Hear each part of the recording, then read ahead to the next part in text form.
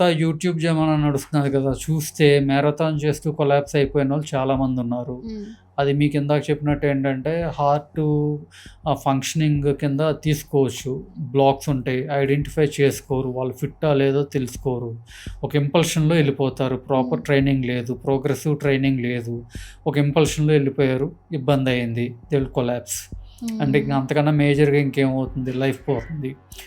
So, second దానంత impact కాకపోయినా మనకేంటంటే ఇందాక ఫ్లాట్ ఫుట్ లాంటి చిన్న చిన్న బయోమెకానికల్ ఇష్యూస్ ఉన్నాయి. హ్మ్. జనరల్‌గా దాన్ని కూడా కరెక్ట్ చేసుకొని దానికి రీప్లేస్‌మెంట్ ఫుట్‌వేర్ లాంటివి మనం తీసుకొని కరెక్ట్ చేసుకొని ఎళ్ళాలి.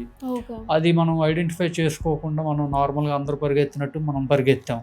సో, మనకేమవుతుందంటే బేసికలీ నొప్పులతో స్టార్ట్ అవుతుంది. మనం అది రిపీటెడ్‌గా ఎళ్ళే కొద్దీ ఏంటంటే అది క్రానిక్ పెయిన్ అయ్యి ఇంక అది మనతో పాటు ఉండిపోతుంది. హ్మ్. మనం ఒక పాయింట్‌కెళ్ళిన తర్వాత ఇంక మ్యారథాన్స్ అంత కంఫర్టబుల్‌గా చేయలేని పరిస్థితి వరకు తీసుకెళ్తుంది. హ్మ్. హ్మ్. సో, ఇటువంటియన్నీ గూడా ఏంటంటే మీకు కనిపిస్తూనే ఉంటాయి. డే టు డే మీరు కనిపిస్తూనే ఉంటాయి. హ్మ్. ఈవెన్ మీరు మ్యారథాన్‌లో పార్టిసిపేట్ చేసినప్పుడు ఆ పార్టిసిపెంట్స్‌తో మాట్లాడితే కూడా వాళ్ళ చాలామందికి నొప్పులుంటాయి. సో, హ్మ్. మీరు డీటెయిల్స్‌లోకెళ్తే ఎక్కడో చోట లాగింగ్ అనేది ఉంటుంది. అవును. వాళ్ళు ఉన్నదాన్ని కరెక్ట్ చేసుకోకుండా ఎళ్ళటమో, లేకపోతే ఇంపల్షన్‌లో ఎళ్ళటమో, ప్రాపర్ ట్రైనింగ్ తీసుకోకపోవటం ఎక్కడో చోట గ్యాప్ ఉంటుంది.